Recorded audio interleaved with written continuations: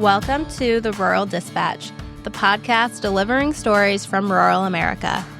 I'm your host, Allie Behrens. Headquartered in rural Iowa, I help run a nationwide livestock transportation company, and I'm here to bring you stories from the people who help shape this industry and our rural communities.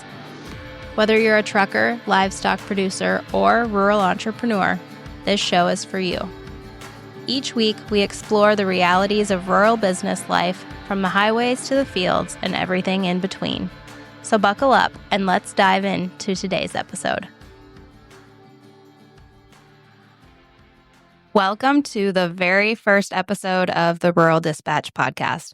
I am so excited to have you here, and I just want to kick this off by introducing myself and giving you all a little background on what we do and why we do it. So first things first, my name is Allie Behrens. I am running a livestock transportation company with my significant other, Smoke. It's really his business. His dad started this company back in the 80s, long before either of us were even a thought. And he grew up with this, and it's truly in his blood. I see it in our own kids that it's something they're passionate about, and it's something really cool to watch. My background is not in the trucking industry. I knew nothing about it a few years ago, but now I am fully immersed in it every day. And if you would have told me 5 years ago that I would be sitting here talking to strangers on a podcast about hauling livestock, in no way would I have believed you. I grew up around livestock, and my family farms in Southwest Iowa, but I knew next to nothing about the transportation industry when Smoke and I started dating. And to be completely honest, some days it still feels that way. It really can feel like drinking water from a fire hose more often than not. It's way more than just putting someone in a truck and driving it down the road. There are so many regulations and compliance things, and livestock themselves are living, breathing creatures that have a mind of their own. There's really just so much that goes into it that, looking from the outside in, you would have no idea what happens day to day in this business. Truly, I have grown such an appreciation for the people that do this and the sacrifices they make. Not only the guys that are away on the road, but their families at home. So in addition to the trucking side of our business, we also feed cattle. We feed out cows, and then we feed some conventional cattle as well. Most everything that we feed is in custom lots because we don't have time to really mess around with it ourselves. A few years ago, we did lease a feedlot, and that's actually how I got pulled into the business. The cattle were really Smoke's dad's thing, and he was a terrible bookkeeper. And not terrible in the sense that he didn't know what was going on. He absolutely did, but nobody else could figure out what all his chicken scratch meant. So he brought me in to kind of help manage everything and do the feed bills and make sure everybody knew what was going on. And it kind of just piled on from there. I had a conversation not too long ago with somebody. She asked me how I got involved in the business. And I said, you know what? I'm not really sure. I think one day I just sat down and started helping. And now here we are. I think that's a position that a lot of us women find ourselves in. We're helpers. And you do one thing one day, and then all of a sudden, that's your job description. So, lesson to be learned here. Be careful what you let them know that you can do, because once you start, it's really hard to give those tasks back, mostly because someone else doesn't want to do it. So anyways, our business is made up about 60% trucking, 40% cattle, and then we've got a few other ventures thrown in there just for good measure. We have 2 boys, Ridge, who will turn 4 here in a month, and Royce, who is 2.5.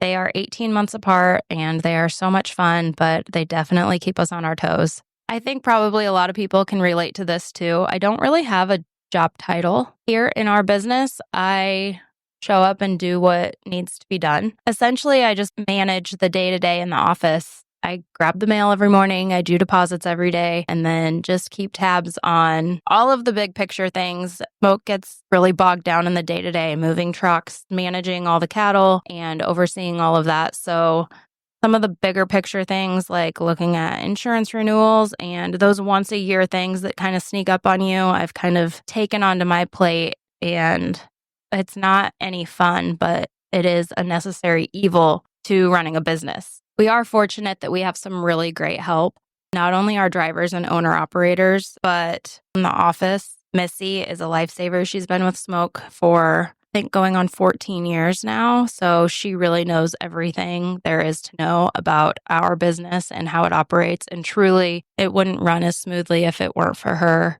We also have a shop, and Smoke's cousin, Andy, runs the shop for us. And then he also has an uncle that works for us who takes care of all the animals and the yard chores and washes out trailers and just does all the little things that take up a lot of time throughout the day. When I named our social pages Barons & Co., it's because the and company is really what makes it all work and makes everything that we do possible. Of course, if you follow me on social media, you've seen the bottle calves. With the feeding cows comes surprise bottle calves. And up until the last year or so, I either had a newborn or I was working off the farm. So I really didn't have time to have the little baby animals to take care of. And so this past year, I've had the time and we've kept them ourselves versus just letting the feedlot have them, which is great timing because bottle calves this past year have made a killing. So it's definitely been worth the time sacrifice to keep them around ourselves. So I do work in our business almost full time, but I say almost because I still work very part time for Producers Livestock. That is where I started my career. I love that company. And I think it was such a seamless transition to work in Smoke's business because his customers are the same customers I was serving at Producers. I worked there as a loan officer for almost 7 years before I left when Ridge was born. I started there right out of college in their credit department, and I loved it so much. But Producers is based in Omaha, and that's where my office was, and that is a 2-hour commute each way from Carroll. So with a newborn, it really wasn't feasible for me to make that drive anymore or for us to live separately for part of the week. It can feel absolutely terrifying to change career paths, I'm sure at any point in your life. But at that point in my life, Smoke and I had not lived full time together. We very much started our relationship as a long distance relationship. He was gone on the road for weeks at a time, and I lived 2 hours away from his home base. So we would see each other as much as possible, but we very much lived separate lives still. And that was the case up until Ridge was born. Well, that was also during COVID. So we did get like a trial run before we had a baby thrown into the mix. You know, everybody, we were stuck together for almost a year before Ridge was born, but that was just a weird time in itself. And I'm sure anyone who dates someone who is gone a lot of the time, you are probably a fiercely independent individual. You love your significant other, but absence makes the heart grow fonder, I think is the saying. And it is so true. You really appreciate your time with them more when you don't get to see them every single day. So we have gone in a complete opposite direction. We went from seeing each other once a week, if that, to literally sitting in the same office together every single day. I don't know. We've gotten good at ignoring each other, I think, to an extent. I'm happy to report that we still get along. Anyways, I'm really fortunate to still have that outlet with Producers. Just kind of step away and create some space between Smoke and I and have a connection to the industry outside of our little bubble. It really works into our life seamlessly. It really complements what we do. I am in a place now where I can absolutely say changing career paths was the right move for me and our family. But of course, there's a certain level of uncertainty when you initially make that decision. We are fortunate to have a business that can support our family without the need for additional outside income. But being as independent as I was, that was a really hard transition for me to make. But not having to work a 9-to-5 gives me so much flexibility. If you're a business owner, you know that you are always on. His phone rings at all hours of the day, and he has to be able to drop what he's doing at any moment. I mean, he might get a phone call and have to drop what he's doing to go rescue a truck that's 2 states away. So I really need to have the flexibility to be able to hold down the fort at home while he's gone putting out fires, so to speak. I don't think it was ever in either of our plans. I don't think either of us really saw it coming that we would be working in a business together. But then again, we didn't ever really plan on having kids either. So it's funny how things change. So after Ridge was born, I decided I needed to go back and do something. So I got my licenses, became a financial advisor, and a few months in, just really realized that it was not for me. I remember one day a friend came in my office, and he's a guy with a big entrepreneurial spirit. We were having a conversation, and he just told me that he was not interested in investing money in stocks, and he's more of a fly by the seat of his pants kind of guy. He needed an advisor, but he wanted someone to advise him on his own investments, his business investments, his own pursuits per se, versus his retirement accounts and the stock market and all the things. And that conversation lit a fire under me. And it clicked then that I dreaded going to work every day. I hated watching the markets move and just making trades and advising people on retirement plans and, just the very mundane things that everybody should be doing. And financial advisors are absolutely needed, but it wasn't for me.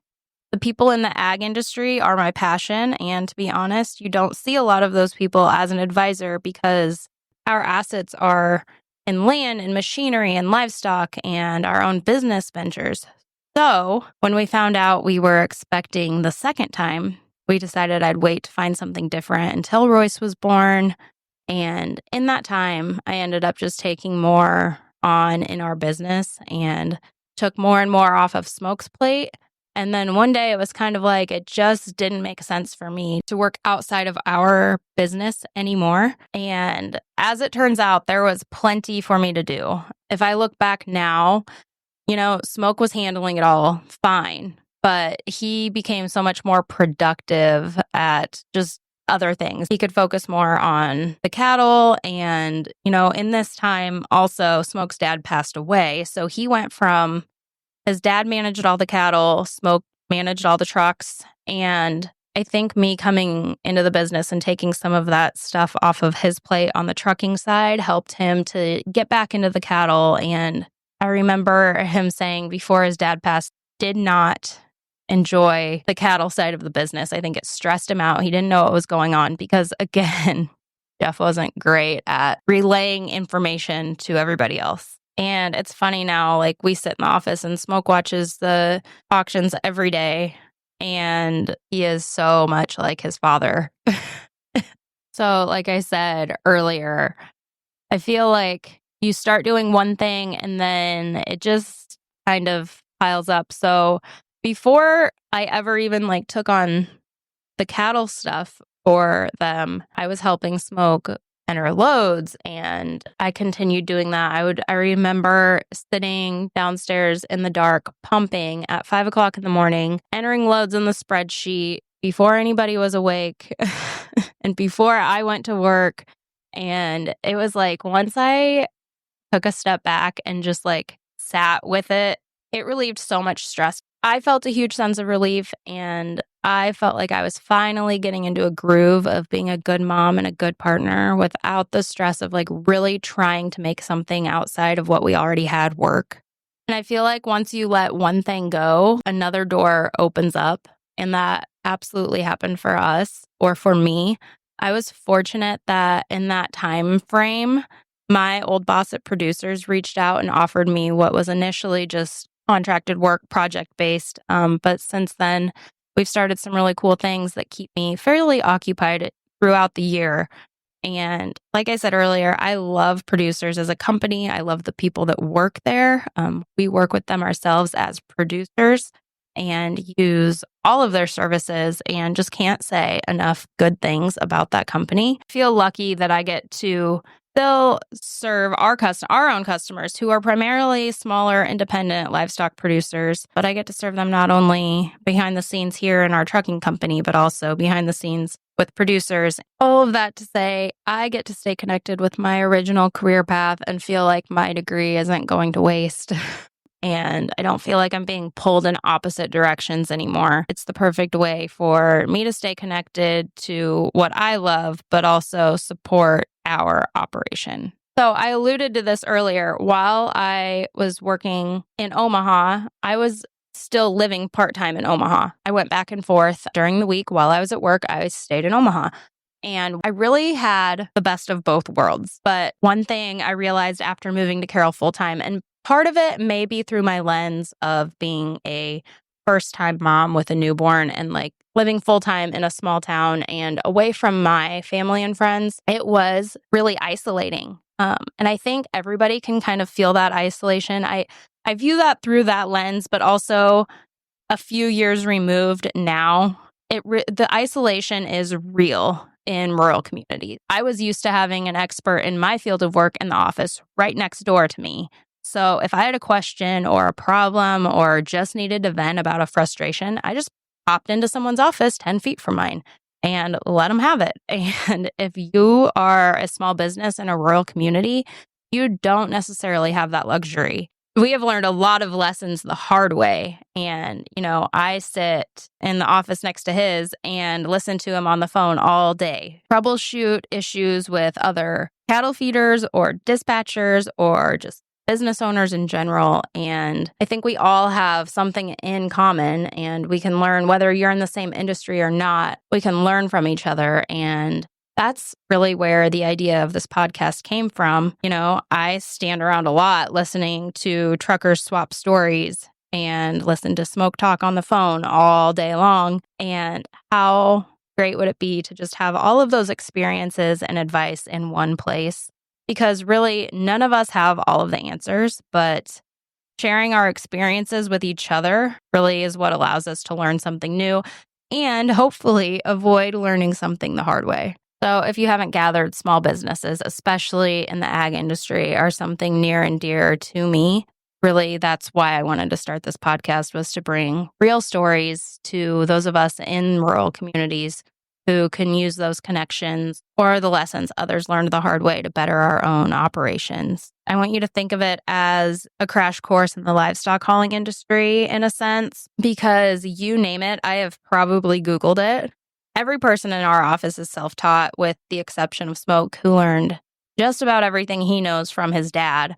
But we have made so many connections and found experts and resources that have been invaluable in our operation. So I hope that I can just bring all of those things together here. In the past several years, I've gone from sleeping on an air mattress to dating a truck driver who was gone weeks at a time just to pay the bills to building a life with someone who dispatches trucks across the country and makes it look easy, all while raising kids and managing multiple business ventures. And if I had to put one word on that, it would probably be resiliency. If I had to choose one word to describe the people in agriculture, it would be resilient. I love this industry because everyone who does this does it because they love it enough to live in it every day. They're not just showing up to a job to take home a paycheck. Whether you're a truck driver or a livestock producer, there's a certain amount of sacrifice and passion, and it truly is a lifestyle. And if you aren't a part of it, you probably don't understand it, and we look like crazy people. If it's not for you, you won't keep showing up.